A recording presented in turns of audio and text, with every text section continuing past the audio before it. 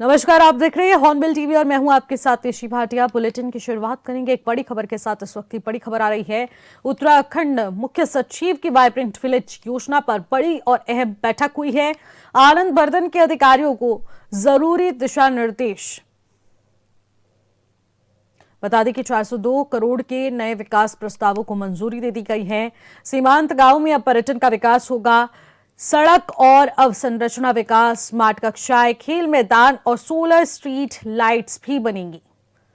गांव में आजीविका के नए अवसर भी सृजित किए जाएंगे। पारदर्शिता और गुणवत्ता के साथ काम करने के निर्देश भी इस वक्त जारी हो चुके हैं। यह अहम बैठक मानी जा रही है जिसमें तमाम विभागीय अधिकारियों को जरूरी दिशा निर्देश इस दौरान दिए गए हैं।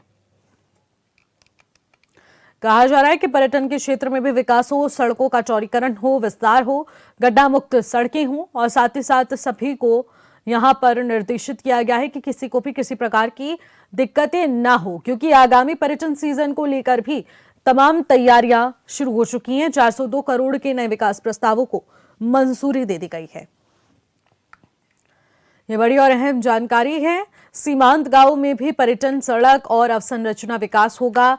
स्मार्ट सिटीज और वाइब्रेंट विलेज को लेकर के जो परियोजनाएं हैं इनके विकास को अब गति दी जाएगी। स्मार्ट कक्षाएं होंगी, खेल मैदान होंगे और सोलर स्ट्रीट लाइट्स भी बनाई जाएंगी। बड़ी जानकारी इस वक्त की। गांव में आजीविका के नए अवसर भी सृजित होंगे और रोजगार को भी बढ़ावा दिया जाएगा। होम स्टे जैसी योजनाओं पर भी विस्तार पूर्वक यहां पर चर्चाएं होंगी। प्रशिक्षण का भी इंतजाम दिया जाएगा। आनंद वर्धन के अधिकारियों को ये सख्त और जरूरी दिशा निर्देश हैं कि इसका पूरी तरह से अनुपालन किया जाए। 402 करोड़ के नए विकास प्रस्तावों को मंजूरी मिल चुकी है।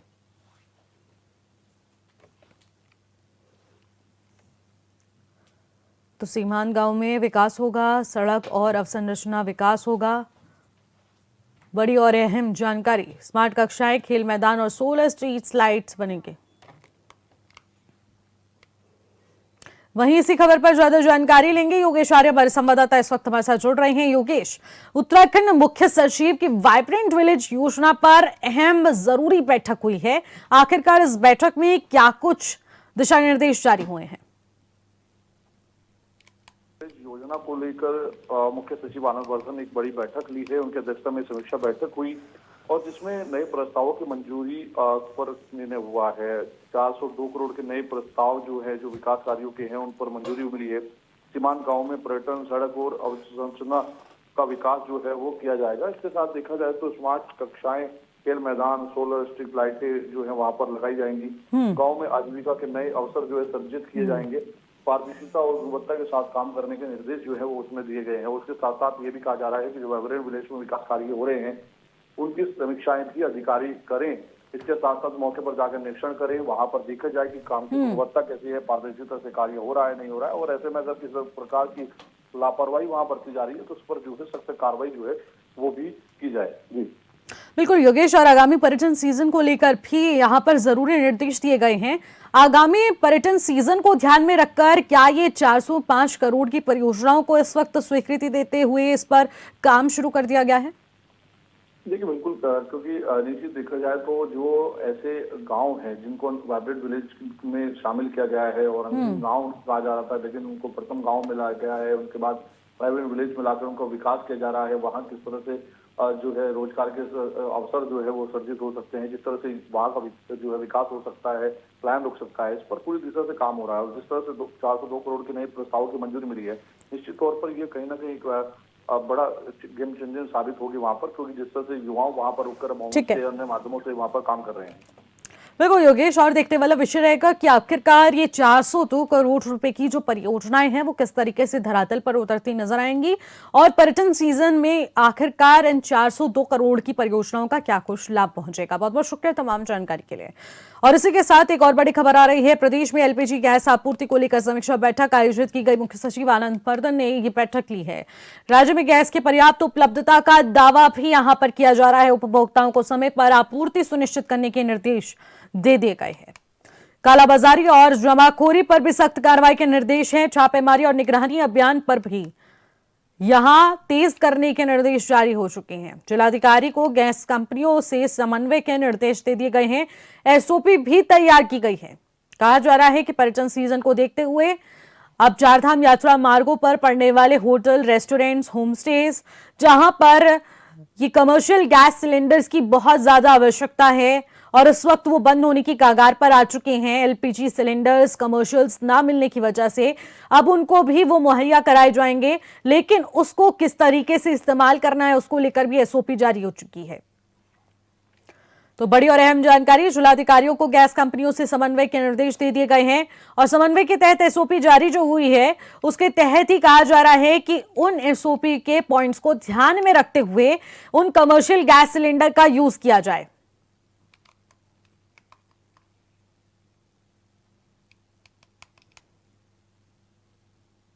खबरों में आगे बढ़ेंगे। मुख्यमंत्री पुष्कर सिंह धामी ने उत्तर प्रदेश के पूर्व मुख्यमंत्री स्वर्गीय हेमवती नंदन बहुगुणा की पुण्यतिथि के अवसर पर मुख्यमंत्री आवास में उनके चित्र पर श्रद्धा सुमन अर्पित कर उन्हें भावपूर्ण श्रद्धांजलि दी। इस अवसर पर मुख्यमंत्री ने स्वर्गीय बहुगुणा के व्यक्तित्व को याद में रखते हुए कहा कि वो एक दूरदर्शी नेता और कुशल प्रशासक थे। उन्होंने अपने राजनीतिक जीवन में सदैव जनहित को सर्वोपरि रखा और समाज के कमजोर वर्गों के उत्थान के लिए निरंतर कार्य किए।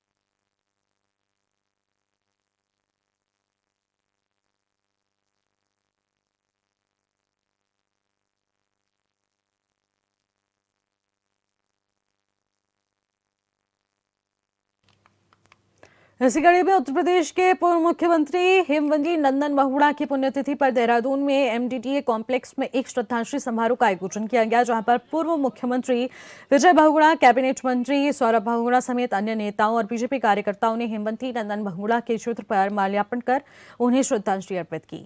इस दौरान सभी नेताओं ने एकजुट होकर उनके आदर्शों का अनुपालन करने और राजनीति को सेवा भाव की तरह देखने की बात कही। बहुगुणा एक विचार, बहुगुणा व्यक्ति नहीं। मैं तो बहुत छोटा था जब उनका उत्तराखंड से प्रेम और उत्तराखंड वासियों का उनसे प्रेम, ये तो बहुत ही ऐतिहासिक और स्मरणीय है। आज उनकी जयंती है और हम लोग सब श्रद्धांजलि दे रहे हैं। श्रद्धांजलि क्या, उनका पथ पे चलने का प्रयास करें, यही सच्ची श्रद्धांजलि होगी। और उत्तराखंड से उनका जो प्रेम है, यहाँ अलग दादाजी की पुण्यतिथि है और हमेशा जनता का बहुत प्यार और बहुत सम्मान उनको मिला है। इतने वर्ष बीत गए उनकी मृत्यु को, उसके बाद भी आप पूरे उत्तराखंड में कहीं चले जाइए, लोगों की भावना उनके साथ जुड़ी हुई है, लोग उनका सम्मान करते हैं, लोग उन्हें प्यार करते हैं और आज भी वो प्यार देखने को मिला है। मैं सभी का धन्यवाद करता हूँ और उम्मीद यही करूंगा कि जैसे भी माननीय सुबोध उनियाल जी ने कहा है कि जो विचार उनके थे उत्तराखंड के प्रति, इस प्रदेश की नींव डालने का काम उन्होंने किया था जब वो यूपी में मुख्यमंत्री के रूप में अपनी सेवा दे रहे थे, पर्वतीय विकास मंत्रालय बना के। और उस उत्तराखंड की प्रति आज हम सब की जिम्मेदारी है और हम उम्मीद यही करेंगे सबसे कि उनके विचारों को जिंदा रखें और उत्तराखंड को आगे बढ़ाने का काम करेंगे। एक तो उनका स्वाभिमान के प्रति बहुगुणा जी कहा करते थे पहाड़ छूट सकता है पर चुप नहीं सकता, और दूसरा पूंजी और सियासत चंद हाथों में नहीं रहने दूंगा, ये उनका जो एक संदेश था। आज उसकी निश्चित रूप से देश में लगता है कि जो बहुगुणा जी ने एक संघर्ष किया था कि पूंजी और सियासत चंद हाथों में न रहे, उसकी आज परिणति भी है। और एक ऐसा खानदान जिसने जिंदगी भर देश में राज किया, आज हाशिए में तो पूंजी, एक गरीब वर्ग के आदमी की लड़ाई, एक नौजवानों की लड़ाई। और पुत्र हेमवती नंदन बहुगुणा जी की आज पुण्यतिथि है और मैं कहना चाहूँगा कि उनके निधन से बहुत बड़ी क्षति उत्तराखंड को ही नहीं देश को पहुंची थी। और एक अच्छे लीडर होने के कारण, चाहे अलग पर्वतीय विकास मंत्रालय का उन्होंने निर्माण किया था और एक युग पुरुष है हम सबके लिए, और हम सबको उनके मार्गदर्शन पर चलना चाहिए, उनके बताए हुए रास्ते पर चलना चाहिए। और जिस तरह से उनका देश के लिए और प्रदेश के लिए भी बहुत अभूतपूर्व रहे हैं वो, उनको आज मैं भावभीनी श्रद्धांजलि अर्पित करता हूँ। और उनके पद चिन्ह पर उनके पोते श्री सौरभ बहुगुणा जी भी चल रहे हैं और अभी तक इतने लंबे समय के अरसे के बाद किसी भी प्रकार का कोई लांछन, कोई किसी प्रकार का ऐसा कार्य उनके द्वारा नहीं किया हो कि जो उनको ठेस पहुंचे। मैं उनको भावभीनी श्रद्धांजलि। आगामी विधानसभा चुनाव को लेकर बीजेपी ने कमर कस ली है। बीजेपी प्रदेश महामंत्री दीप्ति रावत भारद्वाज ने कहा कि पार्टी सिर्फ जीती हुई सीटों पर ही नहीं बल्कि हारी हुई सीटों पर भी विशेषकर फोकस कर रही है। उन्होंने कहा कि कुछ राजनीति यहां पर जरूर हो रही है लेकिन राजनीतिक बातें आंतरिक होती है। लेकिन जिन सीटों पर बीजेपी हार गई थी वहां के प्रभारी और इंचार्ज तय किए जा रहे हैं, जिनकी जिम्मेदारी होगी कि वो उन क्षेत्रों में संगठन को मजबूत करें और अगली बार जीत सुनिश्चित करें।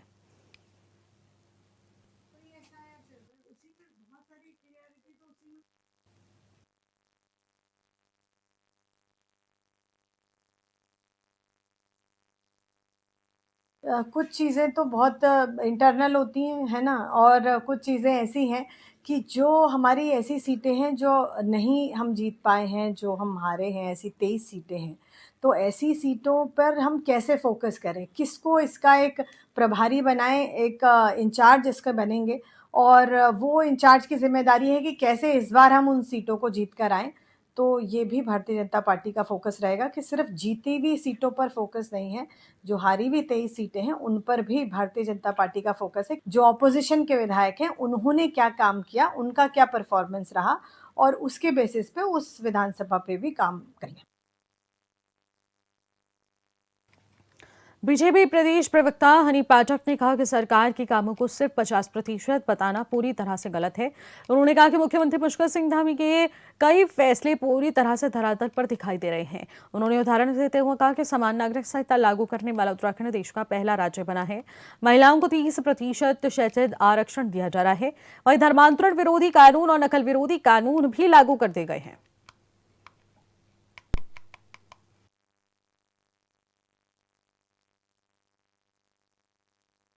देखिए, ऐसा 50% काम नहीं कह सकते कि सिर्फ 50% काम ही पूरा हुआ है। मुख्यमंत्री जी के बहुत से फैसले ऐसे हैं जिसको पूरा धरातल पर देखा गया, जिसमें प्रमुखता के साथ अगर देखा जाए तो यूसीसी लागू करने वाला हमारा उत्तराखंड पहला राज्य बना है। उसके बाद महिलाओं को जो 30% क्षैतिज आरक्षण दिया जा रहा है, धर्मांतरण कानून है, नकल विरोधी कानून के आने के बाद से 27,000 से ज़्यादा युवक युवतियों ने सरकारी नौकरी प्राप्त करी है। तो ये कहना एकदम अनुचित है कि मात्र 50% योजनाओं को धरातल पर लाया गया है। और महिला पोषण योजना जो है वो भी लगातार चल रही है। आप जगह जगह देख रहे होंगे कि मुख्यमंत्री जी की चलाई जा रही सभी योजनाओं को धरातल पर उतारा जा रहा है। तो ये पूरी तरह से अनुचित है कि मात्र 50% काम धरातल पर आया है और आने वाले समय में जो अभी थोड़ा सा वर्ष बचा है उसमें भी जितनी भी योजनाएं और रह चुकी हैं उसको भी धरातल पर पूरी तरीके से उतारा जाएगा। हेमकुंड साहिब और विश्व धरोहर valley of flowers national park यात्रा रूट की मेजबानी करने वाले मेजबान गांवों पुलना और भ्यूंडार ग्राम सभा में नशे और शराब का पूर्ण प्रतिबंध लगा दिया गया है। ग्राम प्रधान पुलना और साथ ही साथ ईडीसी अध्यक्ष और महिला मंगल दल अध्यक्ष समेत लोकपाल लक्ष्मण मंदिर समिति अध्यक्ष की मौजूदगी में ग्रामीणों ने शपथ ली। साथ ही लोकपाल घाटी के किसी भी सार्वजनिक समारोह, मांगलिक कार्यक्रमों और शादी पार्टी आदि में शराब परोसने समेत अब पूरी तरह से पीने पिलाने पर प्रतिबंध रहेगा। इको विकास समिति भ्यूंडार के अध्यक्ष प्रविंदर सिंह चौहान ने कहा कि हेमकुंड साहिब धाम की इस पावन भूमि और विश्व प्राकृतिक धरोहर फूलों की घाटी की मेजबानी करने वाले हमारे पुलना भ्यूंडार वैली में शराब पूर्ण रूप से प्रतिबंधित है। ग्रामीणों ने अब खुले में बैठक की और बैठक के बाद प्रस्ताव पारित करते हुए शपथ लेकर शराब को सभी सामाजिक, सांस्कृतिक और मांगलिक कार्यक्रमों से दूर करने के लिए शराब परोसने और पीने, पिलाने, बेचने पर प्रतिबंध लगाने के लिए जो नियम तोड़ने पर कठोर दंड और जुर्माने का प्रावधान रखा।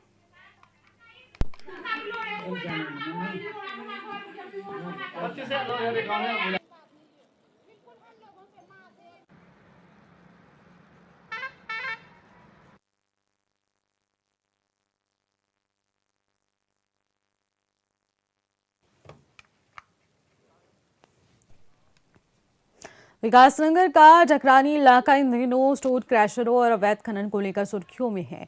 आरोप है कि क्रैशर जोन के नाम पर यहां पर्यावरण और किसानों की जमीन पर बड़ा संकट खड़ा हो गया है। स्थानीय लोगों का कहना है कि क्रैशरों के चलते हजारों पेड़ों को काट दिया गया है, सैकड़ों बीघा कृषि भूमि प्रभावित हुई है और अब धूल और शोर से लोगों का जीना मुश्किल हो गया है। ग्रामीणों ने प्रशासन से समस्या के समाधान की मांग की है।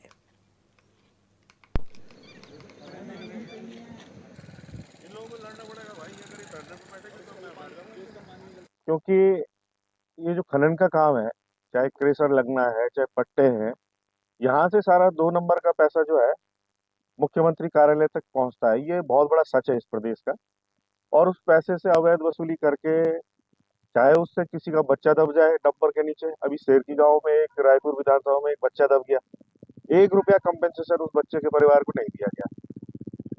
ग्रामीणों के खेत बर्बाद हो रहे हैं यहाँ पूरे इस इलाके में। पूरा जो इसका मग है जो यहाँ से निकलता है पूरे क्रेशर प्लांट से, वो मलबा जो है खेतों में जा रहा है, उसका कीचड़ जा रहा है, खेती बर्बाद हो रही है। ग्रामीण चिल्ला रहे, कोई सुनने वाला नहीं है। स्कूल मंदिर जो है 50 मीटर की दूरी में है।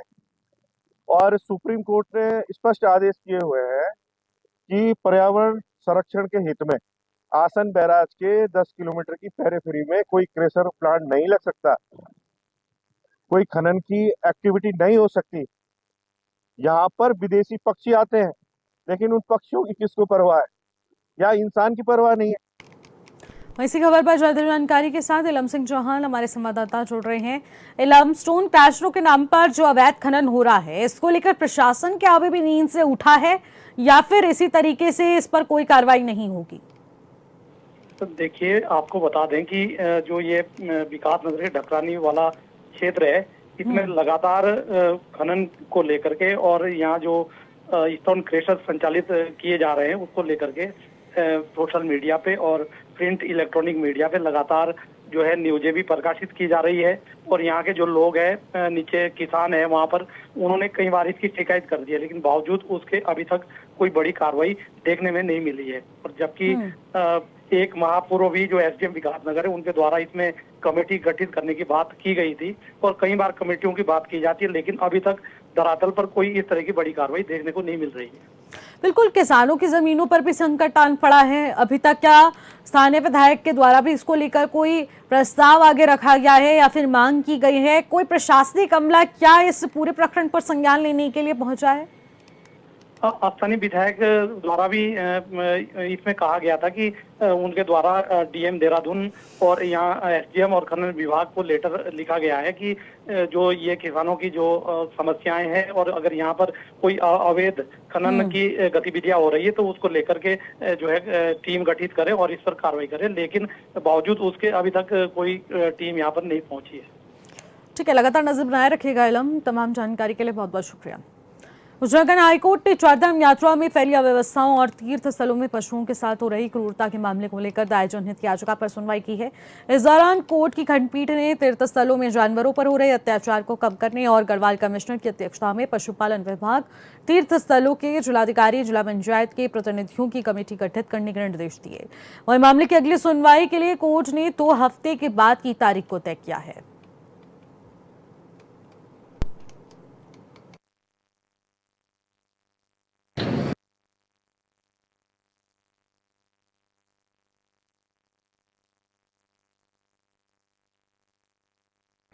जो हमारी तीर्थ यात्राओं में घोड़ों का इस्तेमाल होता है कई स्थानों पर, भले ही वो केदारनाथ हो, हेमकुंड साहिब की यात्रा हो, यमुनोत्री की यात्रा हो, चाहे आदि कैलाश की, लेकिन इनमें घोड़ों के इस्तेमाल को बहुत बेदर्दी से किया जाता है। बीमारियां फैलने का डर रहता है, लाशें बिखरी रहती हैं।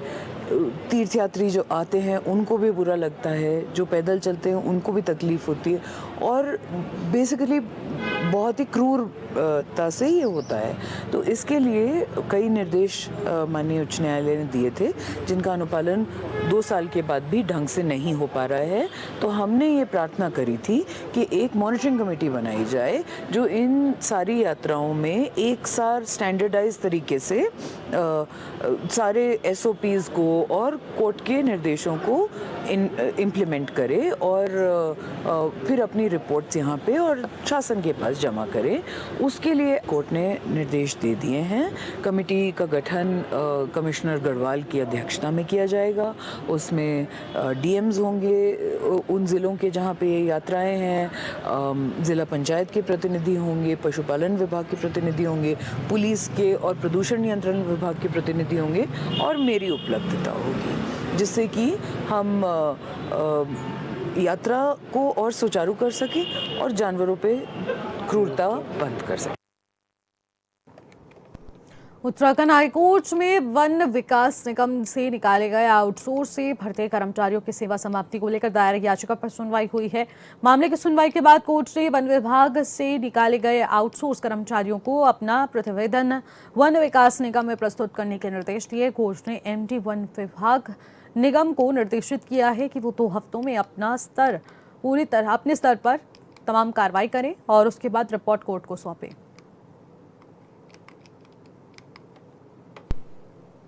माननीय उच्च न्यायालय के सामने लगभग 42 याचिकाकर्ता थे, जिनमें ललित सिंह एरी और आपके पुनीत बाजपेयी और हर्ष बडोला, यह सब लोग इत्यादि लोग ऑनरेबल हाई कोर्ट आए थे, क्योंकि जून 2024 से इनकी सेवाएं टर्मिनेट कर दी गई थी। ये आउटसोर्स एजेंसी के माध्यम से उत्तराखंड वन विकास निगम में लंबे समय से कार्यरत थे, लेकिन जबकि 13 मई 2024 को एमडी ने खुद ये बात मानी थी और गवर्निंग बॉडी ने भी एक प्रस्ताव पारित किया था कि इन कार्मिकों की हमें 5 वर्ष तक और आवश्यकता है और लगभग 58 लेखा कार्मिकों की आवश्यकता है, लेकिन तब भी इन लोगों को जो है सेवा से निकाल दिया गया, इनको उसका लाभ नहीं दिया गया। इस पर माननीय उच्च न्यायालय ने आज अपना अंतिम आदेश पारित किया है और यह डायरेक्ट किया है कि 13 मई 2024 के इस लेटर के अनुरूप कार्रवाई हो सके। और इस पर जब शासन ने लिखकर भी दे दिया था वन विकास निगम को, तो एमडी उत्तराखंड वन विकास निगम को अधिकृत किया गया है कि वो अपने स्तर पर इस पर निर्णय ले। 2 सप्ताह में ये 42 लोग अपना प्रत्यावेदन जो है एमडी के समक्ष प्रस्तुत करेंगे और उस पर एक अंतिम निर्णय एमडी के स्तर से 8 सप्ताह में ले लिया जाएगा। रुड़की तहसील में शिक्षा को तकनीक से जोड़ने की दिशा में एक अहम पहल की गई है, जिसके तहत एक नई कंप्यूटर लैब का उद्घाटन किया जाएगा, जिसके लिए सरकारी विद्यालयों के विद्यार्थियों को कंप्यूटर शिक्षा प्रदान करने के उद्देश्य से विकसित किया गया है। लैब में आईआईटी रुड़की के शिक्षकों की ओर से छात्रों को कंप्यूटर प्रशिक्षण दिया जाएगा, जिसका उद्घाटन जिलाधिकारी हरिद्वार मयूर दीक्षित और आईआईटी रुड़की के निदेशक प्रोफेसर के पंत संयुक्त रूप से करेंगे। फिलहाल इन खबरों में इतना ही। आप देखते रहिएगा हॉर्नबिल टीवी। नमस्कार।